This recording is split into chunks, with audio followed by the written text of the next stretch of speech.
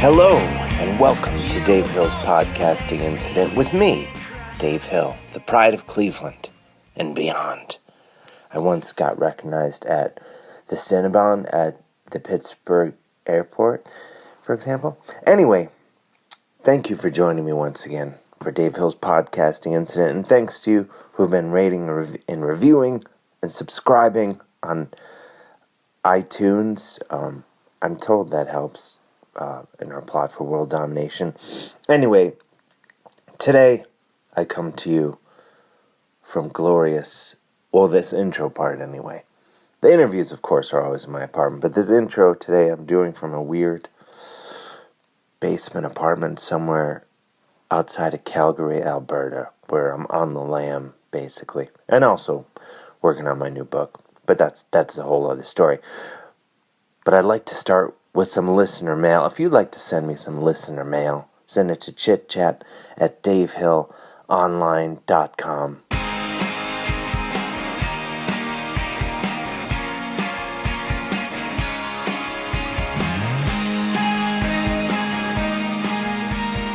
First letter is from Paul Spencer. Paul asks, "Are the Browns for real, Dave?" And the first time I read this question, thank you for asking, Paul. The first time I read this question, I thought Paul said, "Are the Browns real?"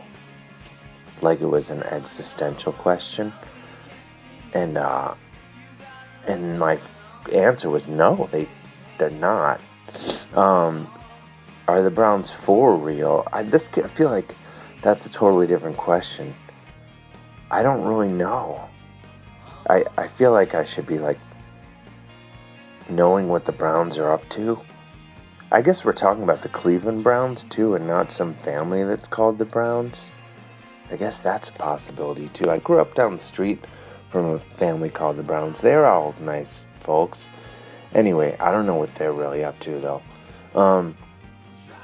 As far as the team though, I know they have ridiculous, even for them, ridiculous jerseys and outfits, uniforms I guess they're called.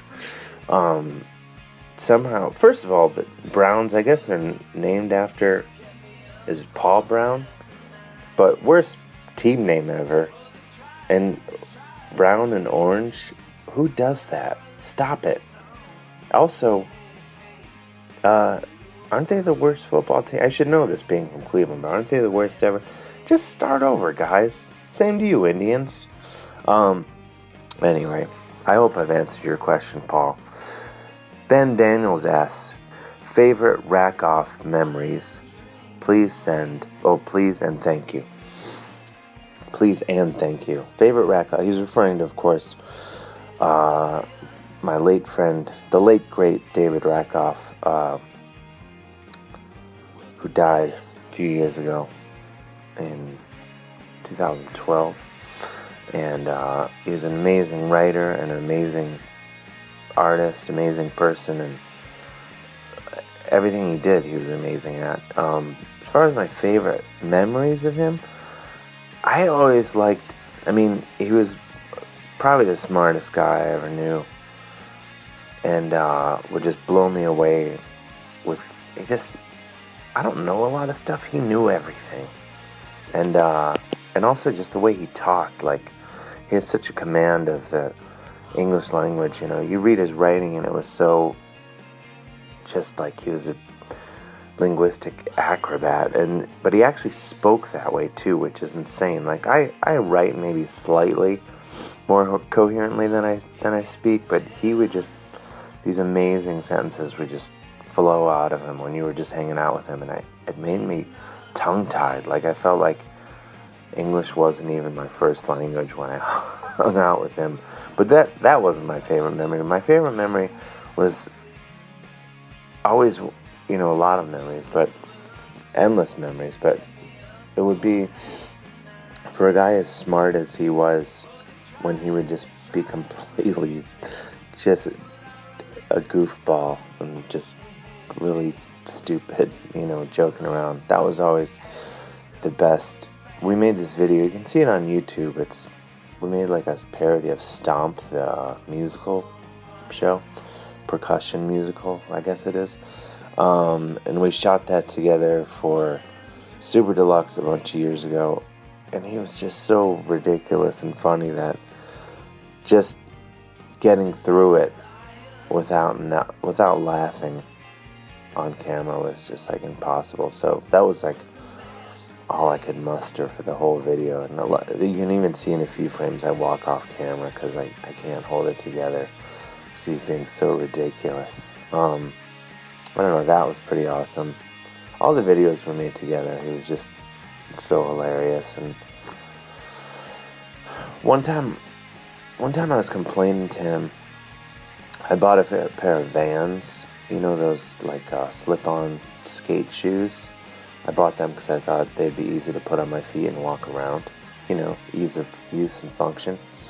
And they're blue, but I didn't really like them and he's asking me why, and I said, I think they have too much, the blue has too much cyan in it. And David, who was gay, said, that's the gayest thing I've ever heard. Anyway, I was pretty entertained by that. And who knows? You know, tell me what I needed to hear. I'll leave you with one more memory. We were writing the screenplay for a number of months, a couple years before he died. And he was always, you know, he was an amazing visual artist, so, you know, painting, drawing, sculpting, and he got in this weird habit of making these little heads out of clay, out of Sculpey, I guess it was called. And he would make these little heads with these faces, and sometimes wearing hats and kerchiefs and things. And they were really like cute but weird and scary all at the same time. And so I was talking to him, and I was like, you know, it'd be awesome. You should take these heads with you wherever you go, and when you go to someone's house and stuff, just like hide them around their house or like in their clothes and stuff, and just freak them out. And I was explaining this idea to him, and then he just said, check your pocket.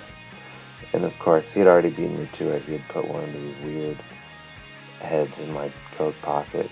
And I still have a few of these heads. They're all on the mantle to my fireplace. Anyway, thank you, Ben. And that was fun thinking about that stuff. If you have a question for me, send it to chitchat@Dave Hill Online. I'll answer it in one of these upcoming episodes.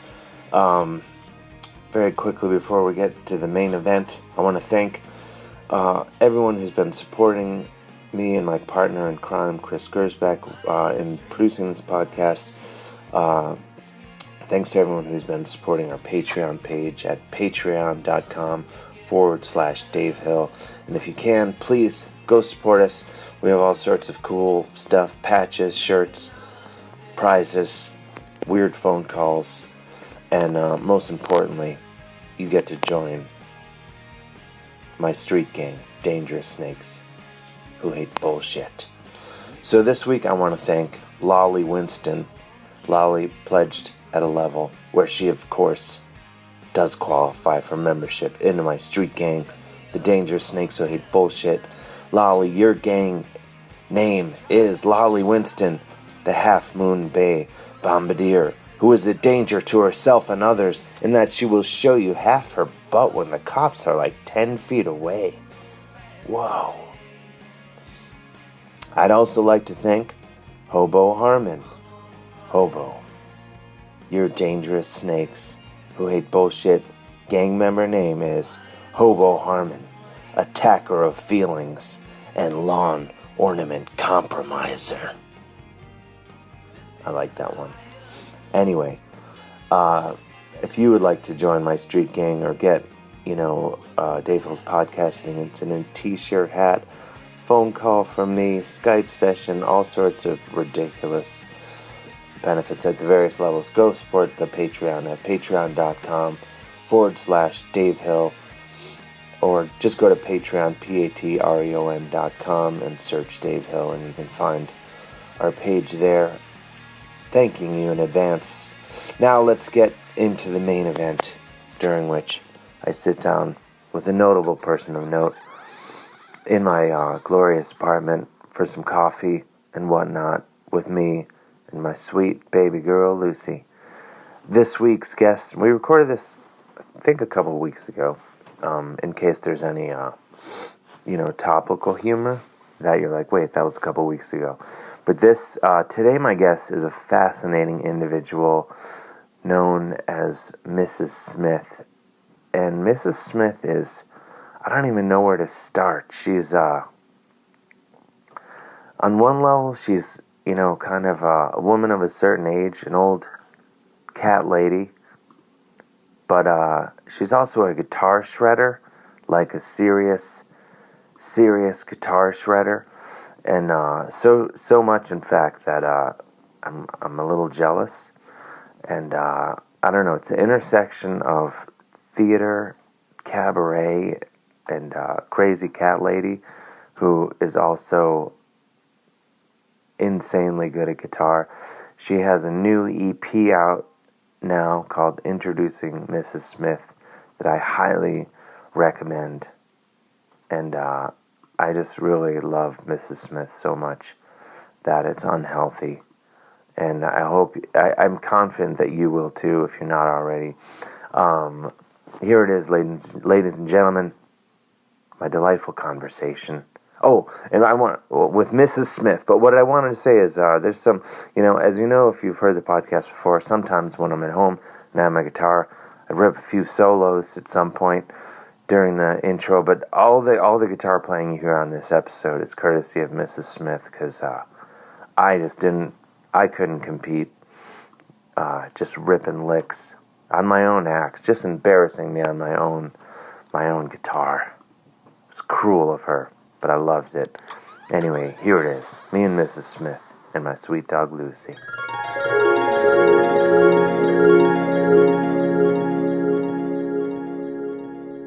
Mrs. Smith, thank you so much for coming over. Are you sure we're recording? Because I'm watching and I don't see it moving. Let's run a check. Are we recording? Yeah. We have the technology. I don't understand how any of this stuff works. Okay. I'm a little skeptical because I see that it's recording on GarageBand and I tend to prefer Logic. You're a Logic lady. A Logic lady. A Logic lady. I know it's a little expensive, so maybe. It is a high-end, you're no Pro Tools for you? Or you're post-Pro? Everyone moves on to Logic from Pro Tools. Everyone moves on. My engineer, everybody. We've really, we've gone deep into... We've lost everyone. We've lost everyone by Who talking. is your audience? Who are you? Chris. I'm Dave. Hi, Dave. Dave Hill. I'm Mrs. Smith. You're Mrs. Smith, and you're a mysterious, a mercurial figure. Lucy's... and her dog bowls this. I know, I'm tolerating this dog. Believe me, I thought of firing her from the podcast. And then the listeners, they come for the engaging conversation, but they stay for the dog. For the gnashing of teeth, the terrifying jaws, the fangs that could at any moment pierce a jugular. Exactly. That she could turn an animal like a loaded gun. She's a My little Uzi.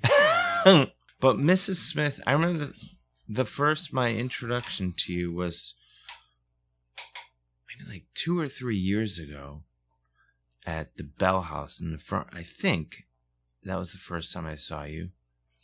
And yes, that was a comedy show. It was a comedy show, and I thought, and then there was this woman of a certain age, approaching the stage with a Steve Vai JEM or a gem guitar. You say gem. A signature gem guitar, floral. With floral pattern, of course, and the handle on it. And I thought, like, what's going on here? And then I thought, well, there's no way that lady can play the guitar.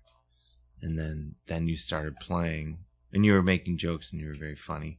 And then you started playing, and then I was like, whoa. She can play the guitar, but no way she can really play the guitar. And then you could really play the guitar. And then you crossed fully into an area of being so good where I felt threatened by it, which is...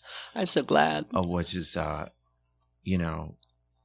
with my It doesn't happen. I mean, it happens when I go see a band, sure, but not very often. You go to a comedy show and someone shows up with guns blazing. I know. And also wearing a pearl necklace and A ball gown. A ball gown and playing shredding guitar licks. I would argue that you're the only person on earth that does all those things that I mentioned. And what's so troubling, I think, about being asked to perform at comedy shows is I consider everything I do deadly serious. I mean, if anything, I consider myself a stand-up tragedian. Yes. But you can't control what people think or how they respond. Mm-hmm. And so I fell in with these comedians and comedians, and I did not know why this was happening to me. But I'm always looking for opportunities to express my grief and rage. And wherever that is where it is. Whether it's a concert or a podcast or a near fatal brush with death with a dog nearby. It's quite possible.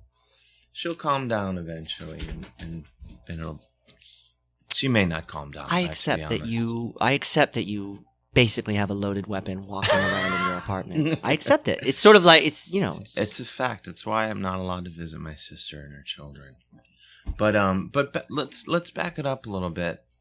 Who is Mrs. Smith? What to pretend for the listener who may not be, and by the way, and you're aware how exhausting this is to have to explain yourself over and over again into new press outlets. I am. You've had to do it. I've had to do it. I think I'll probably do it until I die, unless I kill a bunch of people and my name and then everyone my work knows precedes me. Right, he's the killer. But I'm not gonna do that. No, I may hurt a bunch of people's feelings, sure, but that would be about as violent as it would get.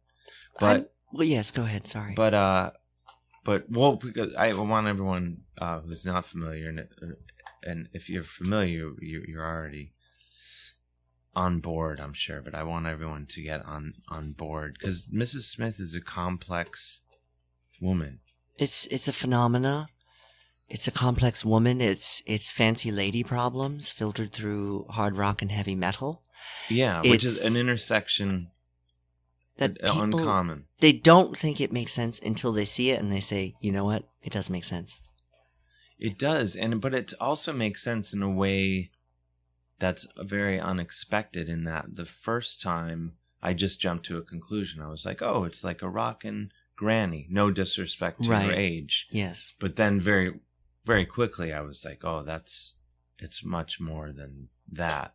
Well, there is if you were just to look like, oh, a woman of a certain age again, and then the guitar, but then you start speaking and you hear about your cat, Carlisle. Yes. Oh my gosh. What's going on with Carlisle, by the way? I mean, this is the thing: is that Carlisle is my cat. He's been missing for 2.5 years. That's fuzzy math because there's evidence now that I have gathered from. I don't want to get into the details around it, but from a physics laboratory that he may be trapped in some sort of liminal space. And I thought liminality was a literary concept. And they said, no, it's real. It's they've proven it's real with the Higgs boson particle. Okay. The Higgs boson particle. I know exactly what that is, but pretend someone has no idea. What is that? The Higgs boson particle is basically the fabric of time and space, but as it relates to cats. And Sure. So he is kind of enfolded in the Higgs boson particle blanket, kind of chilling in some liminal space. Again, he had been terrestrially missing for 2.5 years, but with this revelation, it now appears he may be missing for 10 years, normal time, 2.5 years, his time and my time. Okay. I know this is such the deep end to throw your listeners. No, it's good. Throw them in. Carlisle is a cat with special abilities. He's a Chinese checker champion. He does have also proven the only creature on planet Earth, proven by NASA to have psychokinetic abilities. There's film of it. I could show it to you. It's incredible. He levitated a little mouse treat like 3 inches off the ground. And in supreme intelligence and long-lasting age. And he happens to be my best friend. And you have extraordinary friends. You have Sure. friends who are extraordinarily funny, extraordinarily talented, extraordinarily famous. And you think of how you cherish those friends, and how they'd call you up on the phone. You think, oh, it's that they're going to have something wonderful to say, something funny, a funny new observation, or that pal of yours who's so talented is in town, and you go get coffee with them. And what fun it is to spend time with an extraordinary person. Imagine that is an extraordinary cat who is your best friend, and he's been missing. Oh, yeah. You would hard. search for that friend. Absolutely. You wouldn't just sort of give up after 2.5 years. No. / maybe 10 years. Would you, Dave? No, I wouldn't. Now, you have a new album out. This is your first album. Yes, it's a debut, long-awaited debut EP. I hired a really expensive marketing firm to come up with that tagline. It's called pretty strong. Introducing Mrs. Smith. Yes. And there's a song, Cat Jam. Yes. And now, is that about Carlisle, your cat? Of course. Yes. Can we go to a snippet of that real quick? Yeah.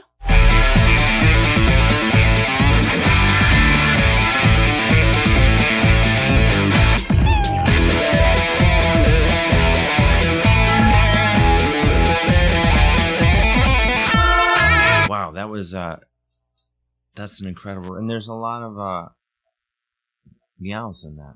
There's 10,000 meows in that song. Now, In that song alone? in that song alone is the only song on Spotify, iTunes, available on CD, available for digital download, available for backing tracks so you can shred along with it at home. The only song. Wait, you can get backing tracks so that people can play along? Yeah, so basically lead guitar karaoke.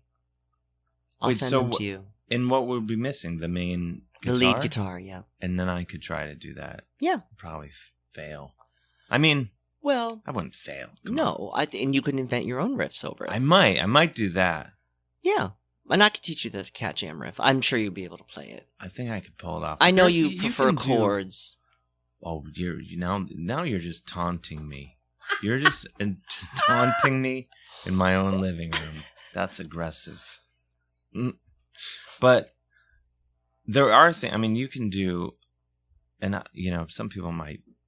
The people that are going to freak out at the Logic talk when I say sweep picking, I can't do that. You can. That's pretty. Let's give some sweep picking. Let me see. I need to increase. Hold on. Yeah.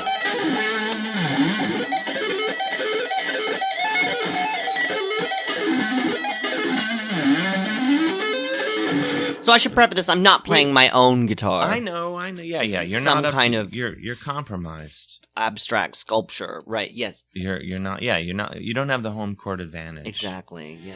But it still sounds great. It's not that hard. It's Dave. not, and I'm not saying this as what's the word, a sour grapes thing, but it's just that I'm not.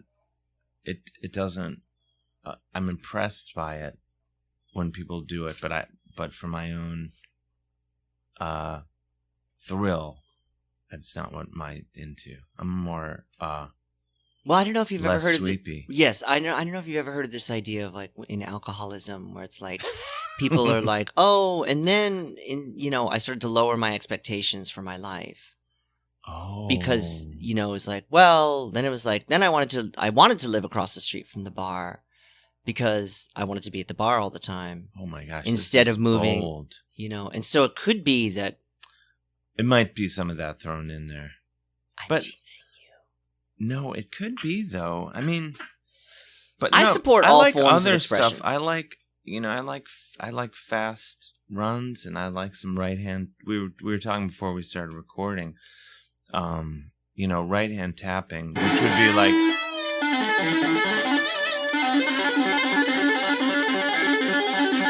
Exactly. We love that. By the way, the listener usually I'll play a little at the top of the show just to carve out my territory in the podcasting universe. Which is It's a little corner okay. of the podcasting universe. But so the listener, to be clear, that is Mrs. Smith. Right. playing now. It's not me, which is why you're hearing sweet picking. But what's interesting to can't me is do. that we occupy similar, We do, but not. But, yeah. and yet we've never met until Shred for Your Life. This So you is saw that true. performance. You never came up. You never introduced yourself. I'm You a never- shy wallflower type. Okay. I blossom on stage, and even that's debatable. Let's be honest. But when off stage, I'm a more I lurk in the shadows. But how do you get ahead then? I mean, in terms of Well- networking. Oh God. It's not going great. I mean, let's be honest. No, I do. I guess I do. Maybe not quite enough, but I'm doing. When it comes to networking, Things are good. when but it comes to networking, do you think, I want to do that thing. I should go to that show and meet that person, or is it all just accidental, or it all just happens? I'm more accidental. I mean, I know there's a lot of people in show business who constantly run around and figure out who the person in the room they should be talking to is, but I'm not really like that. Just because I don't know. I always make the mistake of I'll start talking to like oh no. the homeless guy outside, and then I'll spend the whole night chatting with him. and And he's then I'll- nobody's press agent. He's no one's press agent, and then I'll be like, Steven Spielberg was at the next table. I should have talked to that guy. Right. But I I don't, do you ever don't. have the problem of getting very nervous talking to famous people or influential people and saying too much, or sometimes that Only happens if to I me. like, only if I really admire them. Like yes. if I really, Like, let's blow a chance for a collab by me spewing yeah. and getting overexcited and leaving them with like their eyes bugging out. That's what What's happens to the me. hand on the door, shit on the floor? A friend told me his Oh. friend Gosh. taught that to him, where you're just constantly chatting, and you should leave, and you sort of lean up and you say a few last things, and you blow it by just talking too much. Oh. That's what I believe it was John Michael Higgins that came up with that phrase, if I can give credit. But yeah, I know that feeling. And I also have the problem where I don't know who anyone is. I don't know anyone. I don't know any people. Again, I know the homeless person. I know, the masthead for the Ladies Society for Cats, on the Upper East Side. Yeah, Unfortunately, I know their names, even though they've ousted me. But I know a few people, but there's so few people I know, and I don't know blogs. oh, don't know. yeah, blogs. I don't know which websites. She's Lucy. commiserating. She does not. She understands new media complaints. She did wind up on one blog once. This dog photographer. I can't remember what it's called. Oh, It's a popular dog. The Doggist. That's what it's called. And this photographer. the rise of fascism. We watch it. Exactly. Dogism. It's this photographer. And Lucy was out. My friend Pete was walking with her, and I wasn't around for this. But the Doggist took her photo, and I'll be honest, wasn't that flattering. Ugh. And still adorable, but not what it could have been. Let me ask you this. You ever, be on Instagram or Facebook or one of these social media things where there's a number that shows you how valuable you are, quote unquote. And you're thinking, oh, I'm doing pretty good. I got, my little following. And then, there's a little icon with like a pug face or something. And it's like, I love you, Mrs. Smith. And you click on that pug face and realize that there's a pug with 1.2 million followers. Yeah. And it just, everything comes crashing down. All of your work, all of the legacy. Yeah, all of the learning how to sweep pick. All of the mastering of a form, a mastering of a comedic persona. It all just shatters in that moment. My partner in crime, Chris, here, we were talking about this exact thing. But I think, it's crazy making. I don't know if there's anything that can be done about it. But, I don't know. I just tell myself, and none of it's going to matter in the meantime. Right. Yeah, it sort of made it to where it's hard to appreciate. Like when I think of like day to day and my like what I like, I've had it's what time? Creeping up on 1 o'clock. Had a delightful day. Had to return a rental car. That was the only not fun thing I did. Mm-hmm. Wasn't that bad. And was that for a gig? Did you drive somewhere? I did. I drove to Ohio to do a couple gigs. Oh, okay. But yeah, then you go, the likes come along. But they're meaningless, I think. No, I mean, Or maybe they're meaningful. Maybe they mean everything. They don't mean everything, but they do. It does mean something. I think it means something. Oh my God! She's commiserating. You have it to means understand. something if it's an emergence of spontaneity. I think when it's authentic and spontaneous and people like it, that means there's still a spark.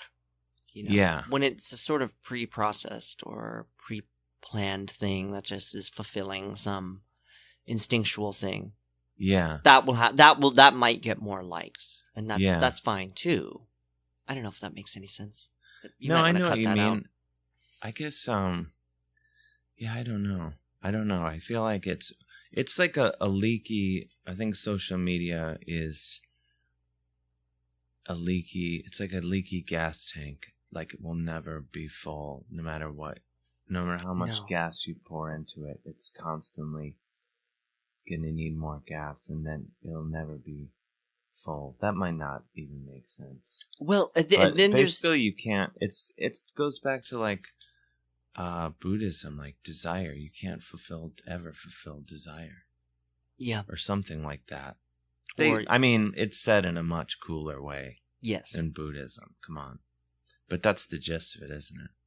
It is, and I don't know. It's those strange moments where people, you put out an album, for instance, and then people immediately say, "Looking forward to more music," and it's like, yeah, this just took me 2 years. Yeah, can I get a break?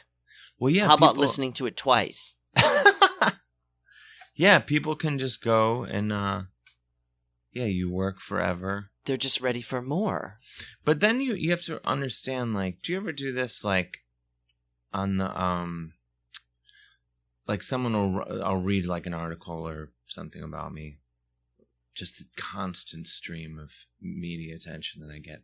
No, but, say I'm doing a festival or something, and then there's an article in that town or whatever.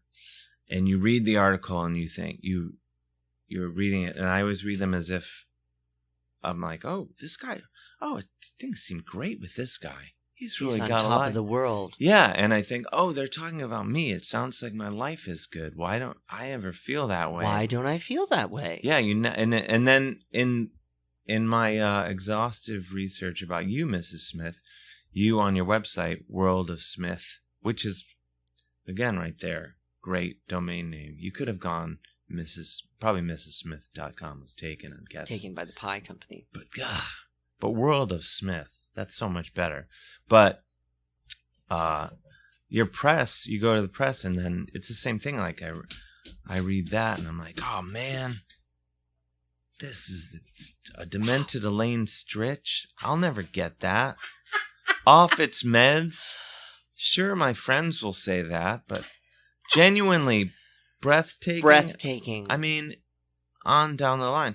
So from where and then you go on I'm clicking on your Spotify here. Fans also like Steve Vai, Paul Gilbert, Andy Timmons, Jace, basically every shredder of note. So to my mind, is that on Spotify? Yeah, that's what fans seen also that. like. Yeah, fans it tells also you like. Tells you who else they listen to when they listen to you. So to my mind, I'm looking at this going like, oh, Mrs. Smith is on top of the world. Her peers are these gods of shredding. Right. And Luminous, Demented Elaine Stritch. It doesn't get better than that. Well, I mean, from where I'm sitting. You know how hard won each and every one of those quotes is. Yes. And that's why you put them everywhere, make wallpaper out of them. Yes. Put them on the inside of your glasses, sunglasses, so you open your eyes and you see the word luminous. Or my favorite was the New York Times, oddly poignant.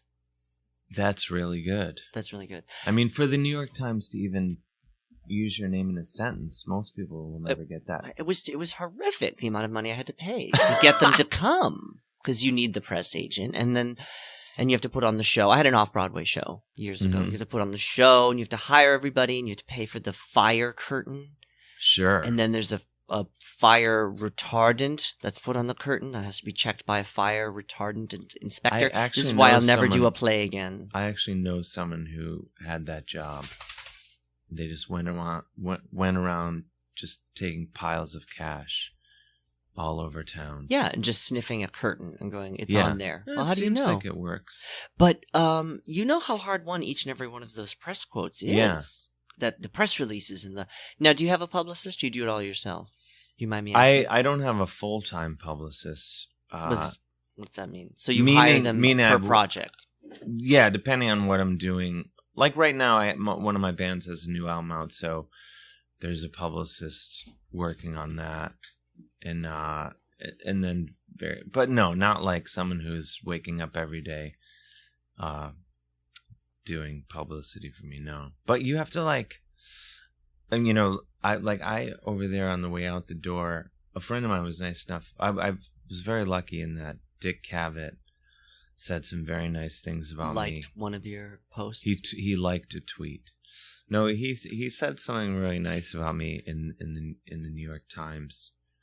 And so my friend had another friend do a drawing of him with you can see it, with just a bubble of part of what he said, and I hung it right by leaving my house, by the exit, by the door out of my apartment, whatever that's called.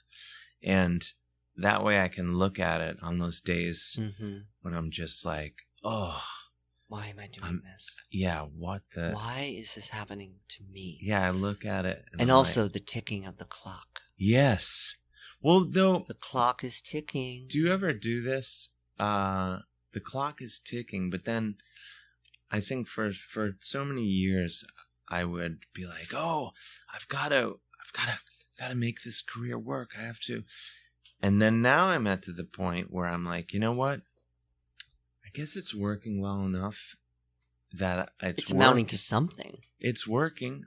And also it's too late to turn back.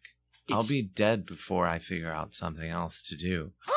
Yes, there's no and I'm not saying that like something horrible is going to happen. But you can get a real estate license really easily. But I'm just saying. I don't need to. If you though. need That's some extra cash. I don't though. Look, I mean, come on. Really? Look at those throw pillows. Come on. I mean, granted, the dogs dragged him around quite a bit, but I do take comfort in that, saying like, oh, like it's that I was so worried for so many years that I'd eventually the jig would be up, and I would have to go enter normal society somehow, and then in last couple of years, I think it's too late. Like, there's no way they'll be burying me before that happens. There's too many posts too. So if you were to apply for instance, a job in a shop, how would I explain the post gap in my resume? And they'd say, look at this article in Willamette Weekly about your band. You really want to work the holiday shift at Macy's? Yeah. Wouldn't you rather be rocking out? Aren't you just going to, David, aren't you just going to rock out? Aren't you just going to work here at Macy's for a week and then get a gig and then leave us in the middle? Out the door. And just totally, up the creek. Macy's will be up the creek. Lost one cashier in the middle of the Thanksgiving Day rush. Exactly. Because Willamette Weekly called. Yeah. For a cover story. And there was like a glimmer of hope.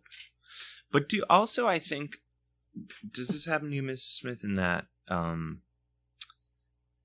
in performing, certainly not. I would put myself at a Z-list celebrity level, which is the lowest. Yes. It's just slightly an inch above the average person walking down the street. Exactly. But that has afforded me the luxury of, like, a stranger will say something nice to me, and then I think, oh, I can't ever go back to that not happening. I need that once a week, or my ego will shatter. You mean a fan? A fan? Yeah, or just Yeah. someone's like, oh, I saw you do that thing, whoever you are. It's like they may not even know your name or anything, or vaguely they're like, you were on one of the channels as I was trying to get to something I really wanted to watch. And that little... Look, I really wanted to watch Air Show Disasters. Yeah, but I lost the remote and I had to watch It slipped out of you. my hands because he was eating a greasy pie. And he was Yeah. and then, what's this? Who's this? My own dad has done that to me. He called me, like, within the last couple of months.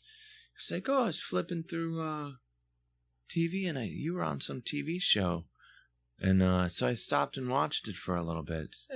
I thought that was kind of neat that I could just happen upon you on TV when I was, like, trying to find something to watch. And then there's a pause and he just says, it wasn't your best work. Oh. And I was like, yep. But, I was like, I'll take it. Well, first of all, there's no monumental pop cultural moments anymore. So don't No. worry about Well- low-end quality because it's all just part of being in the stream. Well, that's what I was going to say is, like, don't you think with, performing and being a creative person that you would have to have some other, you'd have to be getting some sort of peace elsewhere, I think, because I think no one's ever satisfied. Like, you hear about the people that I know people who to me are gods, and then you talk to them and you realize what they think of what their career has been and how miserable they are and how they feel they failed. And there's a certain comfort in that, I think, of going like, wow, I'm never going to feel good about this. Because if that guy doesn't, then who can? And everyone's just releasing the album. It's never done. It's just, it has to be done because we have to put it out there. The mix is never done, and you never feel like, oh, that mistake or that was that the right part to put there? That sounds weird, but you just have to be done, and so you put it out. Yeah, exactly. And I think for maybe perhaps cult figures, such as I or yourself, there's also a contentment with knowing that we are loved by famous people. That is and that we are perhaps known by more famous people than we are by normal people. It's no greater compliment. And it's than true. Being acknowledged by famous people. When you're and the tip of the hat is nice.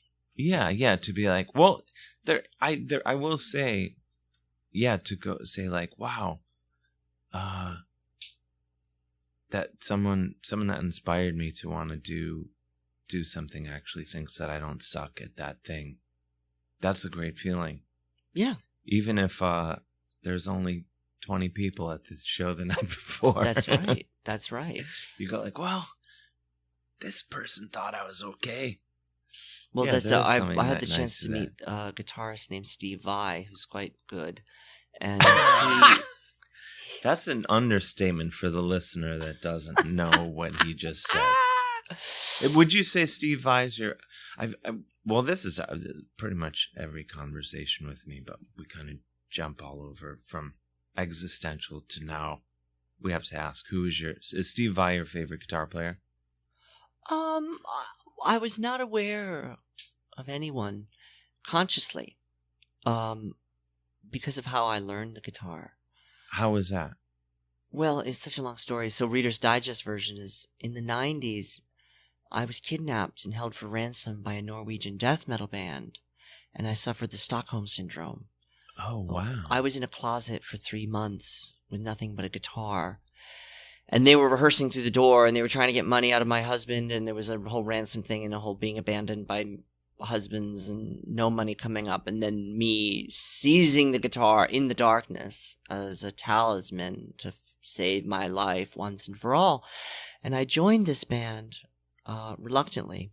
They all died in a fire and there were bullets, and it was quite sad. But They all, the they all Norwegian- died. They all died. I mean, and the face is pressed against the glass and screaming, and it's like, now you see hell at last. That which you worshipped, that which you made your music about. Now you are in it. Does it satisfy you? Jokes on them, I guess. I don't think it did. Too late. You learned too late. You lost. But I survived. In a ball gown, in tears, smoke. Smoke stained, screaming. Waving my arms around for Interpol. Please help. And so there were cassette tapes in that closet. There was music, but I never knew who anyone was. And this guitar, this discarded flower guitar that I found in there.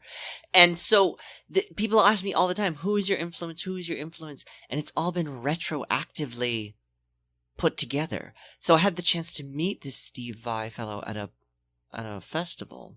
And he said some rather nice things about me. Which festival was that? It was called Guitar Gods. And it was a competition tied to it. Is that with a Z? No, unfortunately, Yes. not. And Yngwie Malmsteen was there, and the competitors in this shred battle Mhm. were the opening act. And so I had performed, and he came up and said, I saw your video of you playing a Joe Satriani song. I sent it to Joe. He loved it. You can really play. And I thought this is just kind of honestly a stunt I was using to draw attention to Carlisle. And I thought, well, maybe there's something here. And I feel like, I'd had these mad skills, but I never really focused on them. So why don't I just focus on it for a while? Now he's probably regretting it because people think I am him in some elaborate disguise. Oh, They yeah. think that he is seized on some alter ego. And I think that is such a strange idea that you would not be yourself. There's people that have thought that? Yes. That he was... The fans always think it. Well, because you can your playing is very... Is it reminiscent of him? Yeah, I feel like you Oh. have a lot of the... The same flavor? Yeah, a lot of... I mean that as a high compliment. Oh, all right. I mean that... I also like Jimi Hendrix quite a bit. He's all right. He has his moments.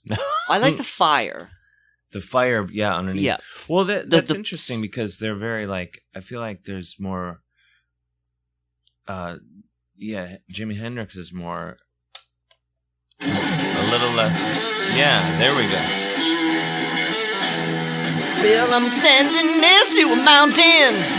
I'll chop it down with the end of my hand. Yeah, exactly. Which is a totally different approach. Pick up all the pieces and make an island out of raised on sand.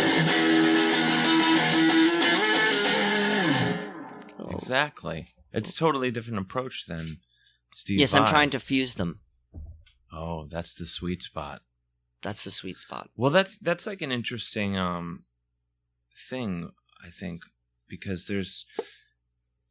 I feel like shredding, like Steve Vai type or Paul Gilbert, like there's people that can appeal to many. It certainly appeals to me and to you, Mrs. Smith. But like some people are like, they shut down. They with can't shredding. handle it. They're like, I'm out. No It's shredding too for much. me. But then they'll like Jimi Hendrix, or they'll like Angus Young, or Yes. any number of other other players, Slash or whoever. But when you get into the shredding territory, You can lose them. you can lose them. But I think it's a different. And I even know friends. I have friends who they kind of like look me up and down when I say like, oh, I went to see Paul Gilbert last night, because they're like, well, you can't.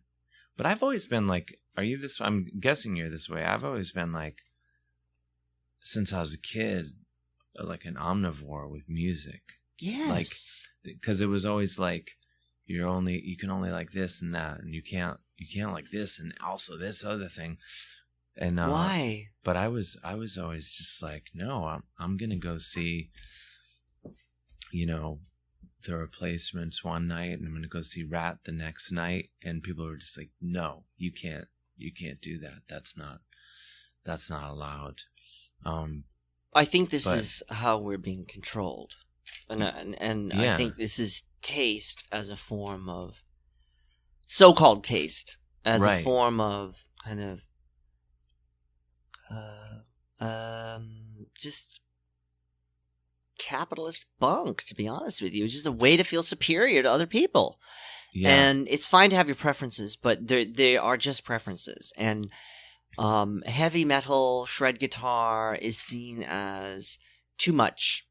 It's seen as dated. It's seen as, too enthusiastic for our sort of post everything ultra ironic age. Mm-hmm. And I resist that with every fiber of my being. Yeah, I do too. What I love about it is it is overflowing with emotion. It cannot be contained. The notes can't be contained. And so that means it's coming from people who hopefully are feeling all those things, and they have to express them. Of course, there's an element of sort of, look at me, I'm showing off, and Mm-hmm. look what I can achieve, and there's this kind of some male one-upsmanship with it. But at its best, it's expressing something. Yeah. And that's my goal, is to be on fire. Without the fire, it can be cold, and it can be clinical, and it can be... Yeah. I can see how people would say, oh, it's just showing off, or they feel self-conscious because they can't do it. But I think just out of hand saying no is, snobbery to me. Yeah, I agree. But yeah, I think it is cool to because there's, I think, amazing things in doing like a cool sweep picking thing, and then you can go back and you can do the single note Neil Young solo, and then you can go back and but also I think there's something to like shredding to me, like, and for the listener, shredding meaning like super.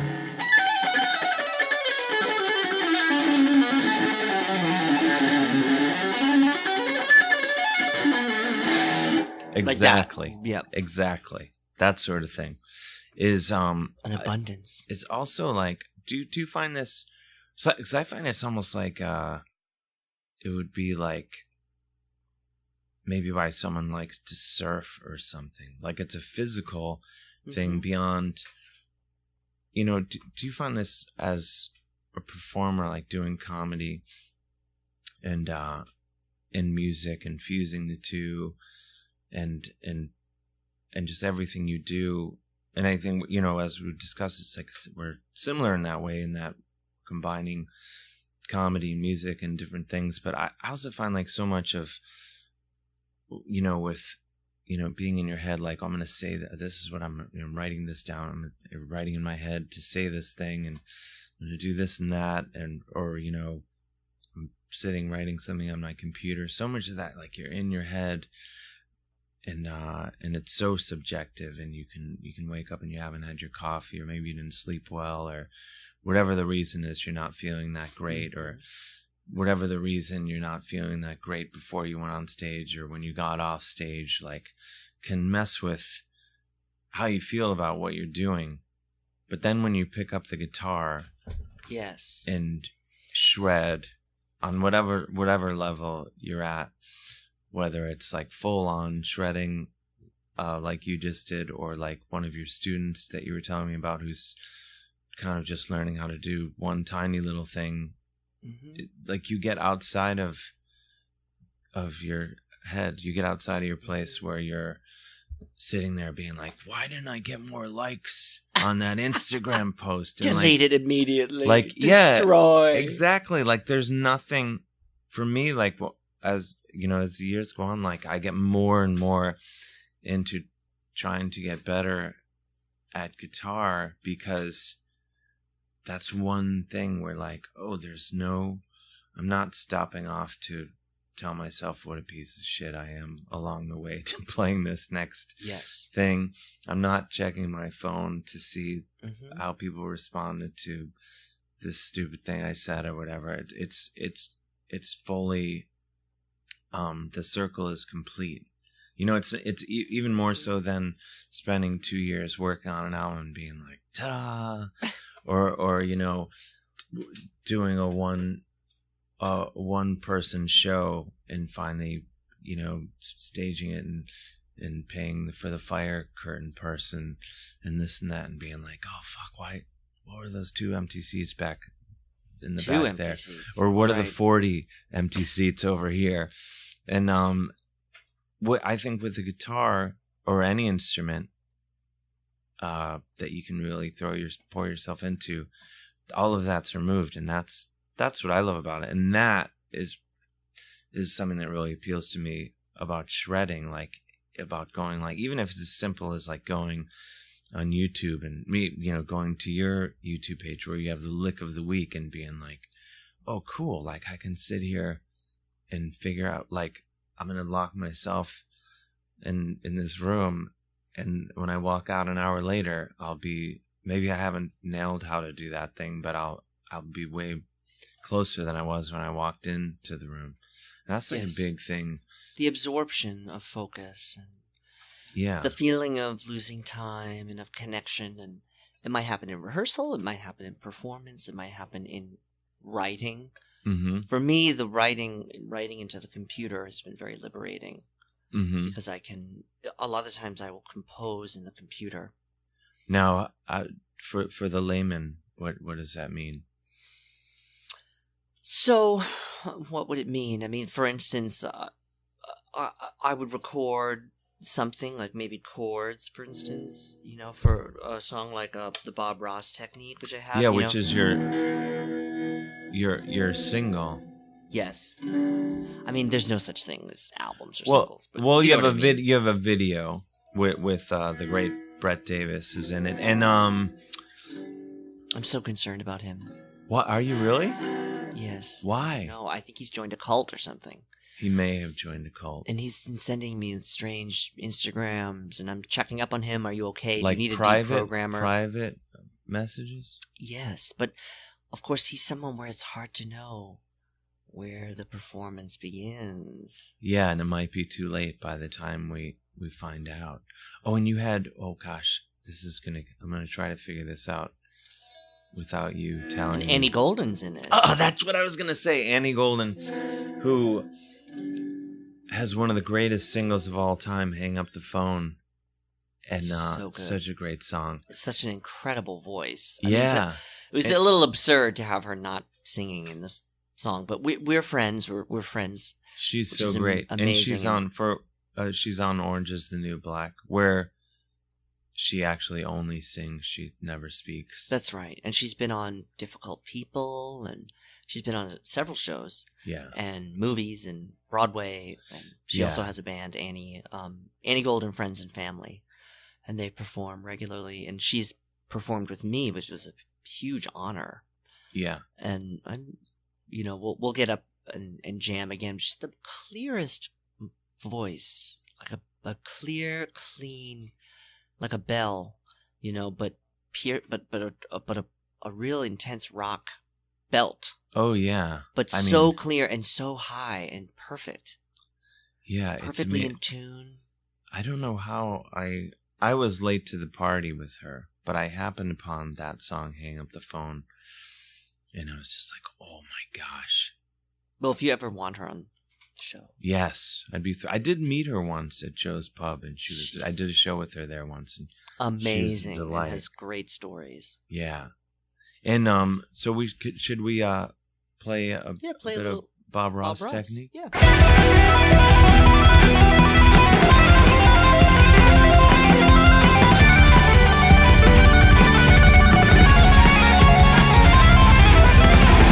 All right. Now then, let's begin to figure out where these old trees are.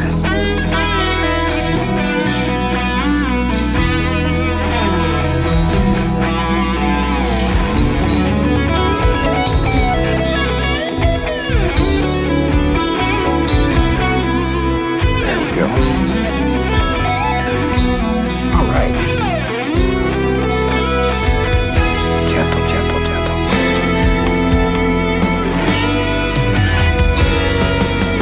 That was awesome.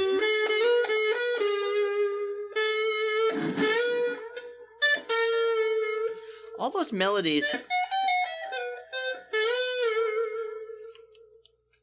You record the chords and everything, and the drums. Yeah.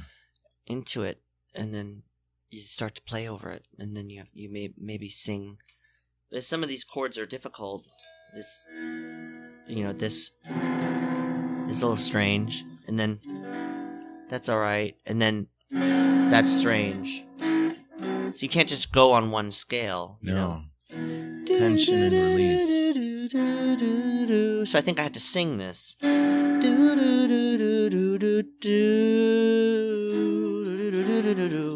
had to sing it. Had someone else play it. Randy was playing it. The Randy chords. Wilcox. Yeah. And I was like, just you play it, and I won't let go of the guitar because I can't find the melody in the guitar because it's modulating Right. keys. And so then I just sang it and then figured out how to play it. And that's a good lead writing technique. Yeah, I was just actually reading an interview with Paul Gilbert where he said he'll go as far as to even write lyrics that he then, doesn't use. But he'll do it to, inspire how he finds and the, so then the there's guitar melodies he's going to play. Phrasing. I think Joe Satriani is really good at that, too. Yeah. He's kind of writes in phrases,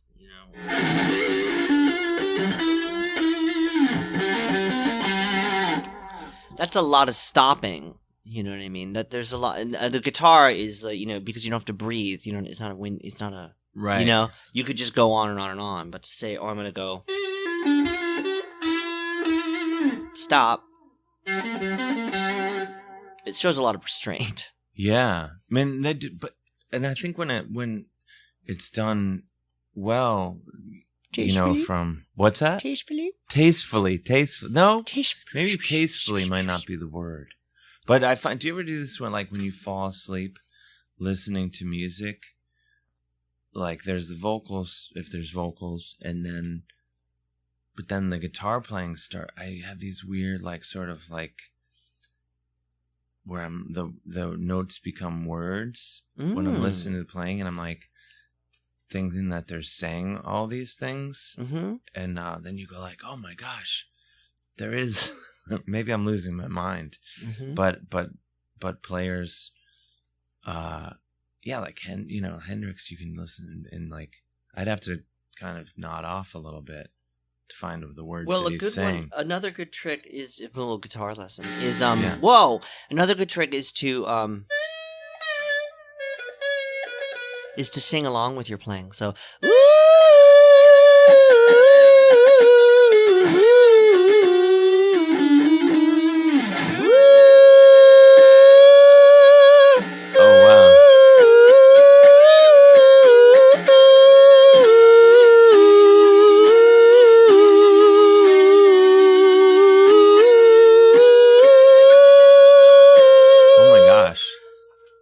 That's wild. That's it hits a frequency. I'm surprised Lucy didn't. I love that. A friend of mine, Happy Chichester, was doing shows with. What, pardon? Happy Chichester. Happy is a tricky name. Happy, which is like the word happy, because it is. Chichester, like the town in England. Fantastic. But he was showing me he got Bell's palsy. Oh. And he's mostly recovered from, but it paralyzed half his face. And to regain the strength of his face, he would play classical music and whistle along with the melodies, and it made him his face come back to life. Wow. Yeah. Yes. And it worked. Yes. And you're using different parts of your brain. Yeah. And it helps you learn, for instance, if you're trying to learn,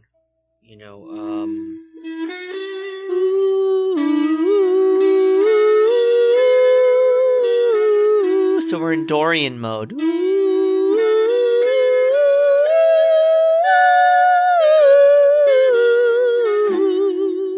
And you could do all the modes that way, or the minor scale, the major scale. Yeah. You could say, so I'm going to play major scale.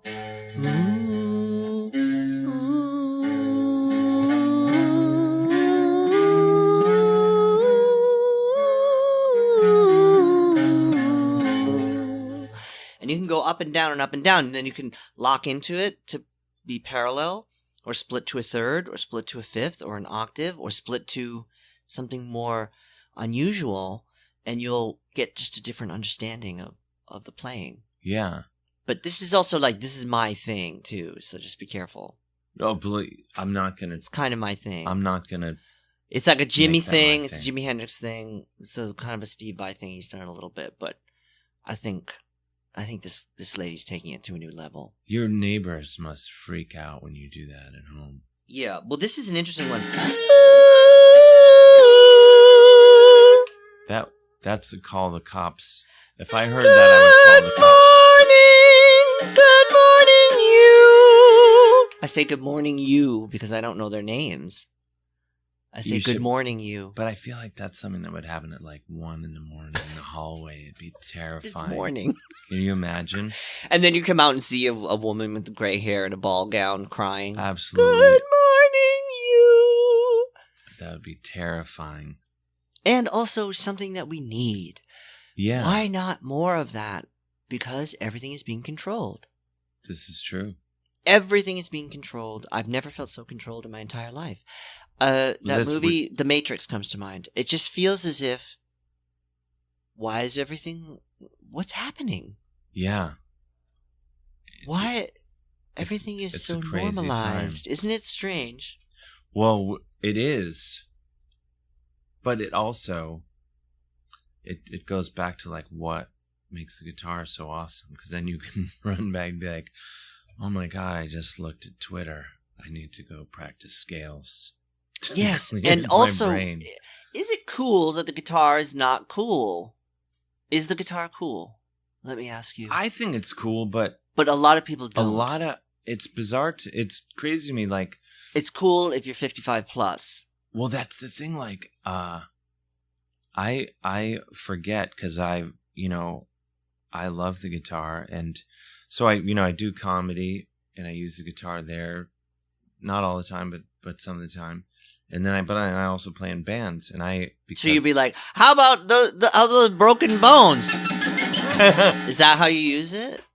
oh no, I'll just well this Like is my trick. Benny Goodman with the violin, like beep beep boop. No, my trick is ideally I like to, if there's a house band, I like to come out and just have the house band back me up, and then I can do my stand-up and play some guitar solos and berate the band as needed.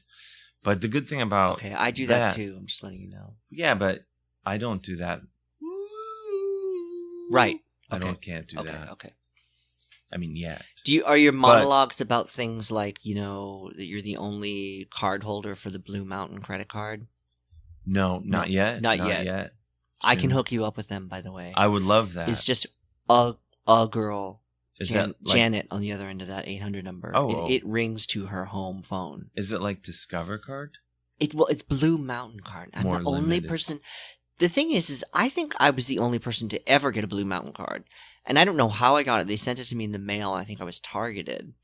And I was the only person who actually filled it out and returned the application and got the Blue Mountain card, which is accepted nowhere. It's accepted nowhere. That's like Discover Card, Yeah. which I haven't had in a while. And But- you prepay it. So I've got just so you don't get, hundreds of thousands on this card, don't which lose that is card. keeping them alive. And they're Yeah. living off the interest. This woman, Janet's, and I'm like, Janet, I don't know. I'm in Paris.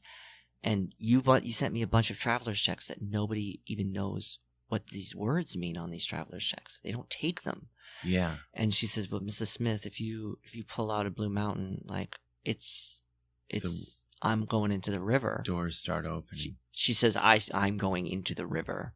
If Janet is. will go into the river. Oh, Blue Mountain. I gotta get Googling. But I can get you one. They have one. It doesn't have to be. You don't have to put like $50,000 on it. You could put $500 on it. That's probably And my use limit. it for your car rentals. Yeah. Perfect. They might not take that. Wait, now. Just quickly. It's an unsecured, amortized credit card. What does amortized mean? I think it means like it's on its way towards dying, or it can't die. Oh wow. Amoral. I don't Like think I amoral, heard that. amortized. Yeah. Amortified. Mrs. Smith, thank you. Do you want to play some outro music as What we... do you want to hear? Wherever... Oh, don't. Oh, jeez. Oh, God. I told you that's for 1 a.m. What happened? I feel like. Can you go?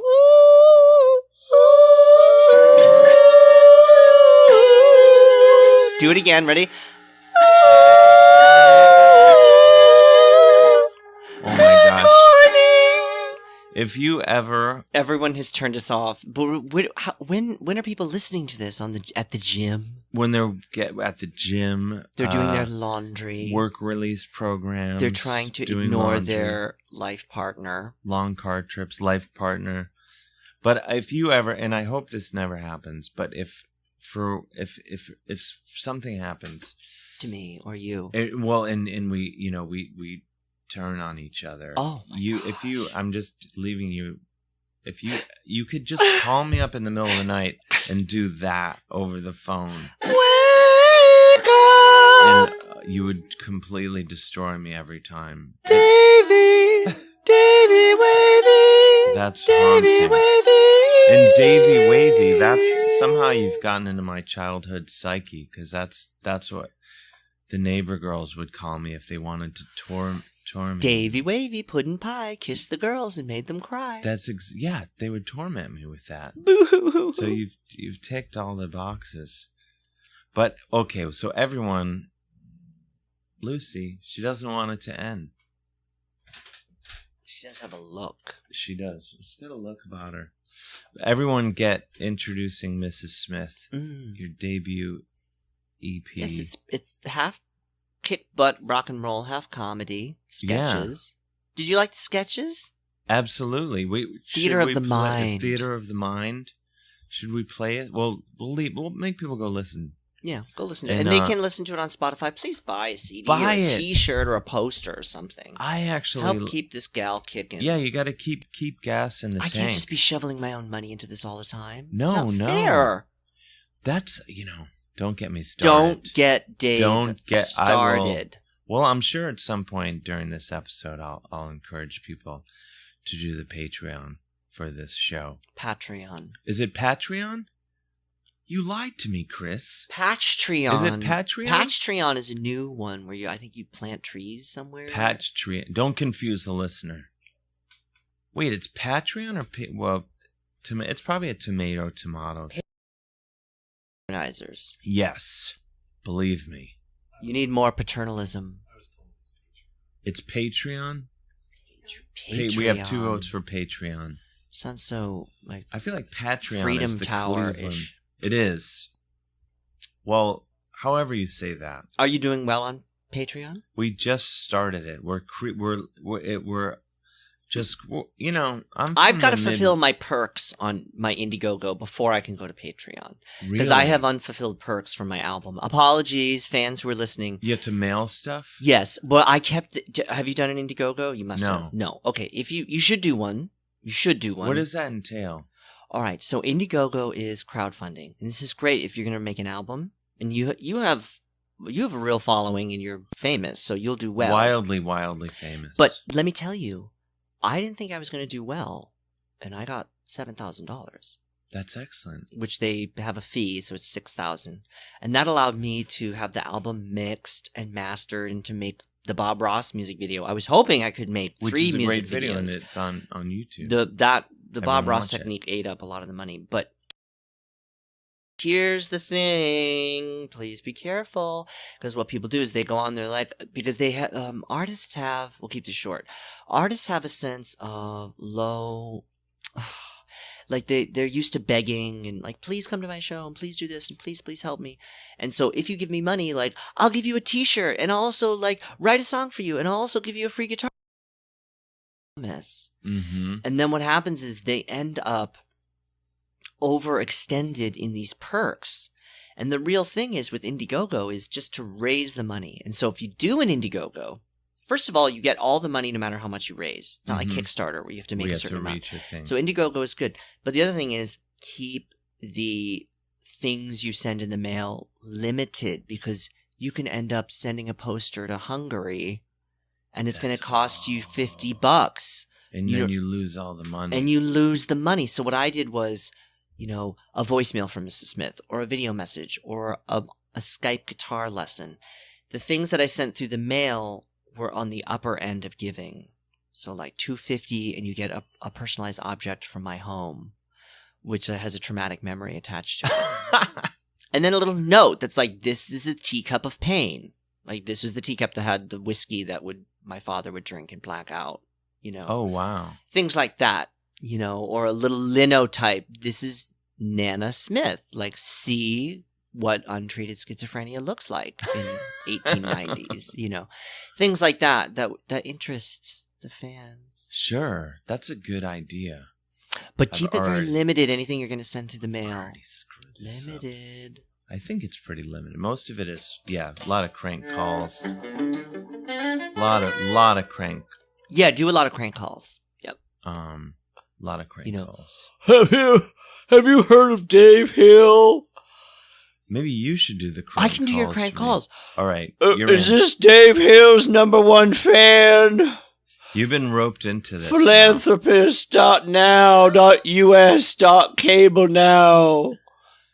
I don't know what that has to do with it. I might use that. Do you want to play us out? You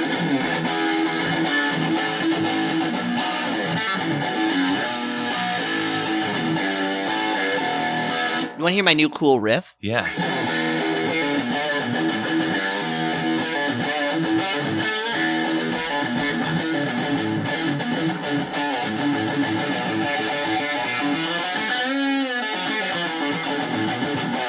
Complicated. I'm not sure about that second half, but I love that.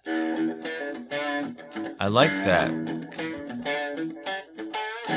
It's kind of got a ZZ Top vibe. Well, Billy Gibbons, I'm ready to come on tour with you now that you fired that Chick-fil-A guy.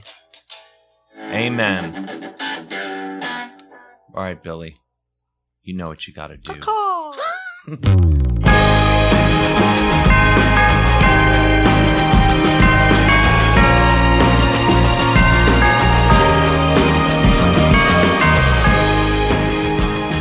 And there you have it, my delightful conversation with Mrs. Smith. Please go see Mrs. Smith whenever you can and get her new EP, Introducing Mrs. Smith. It's amazing.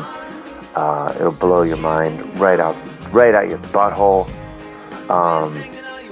And thanks for listening. And please subscribe, rate, and review this podcast on iTunes or wherever you listen to incredible podcasts.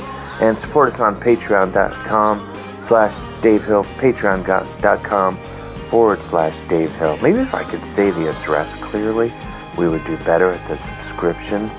I don't know.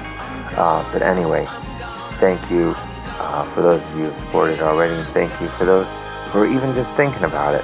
We'll be back next week with another unstoppable episode. I want to thank, of course, as always, Chris Gersbeck, my partner. And Chris, I meant to tell you to add some, some cool music at various points when I'm answering questions and stuff. I'm sure you did. Anyway, bye.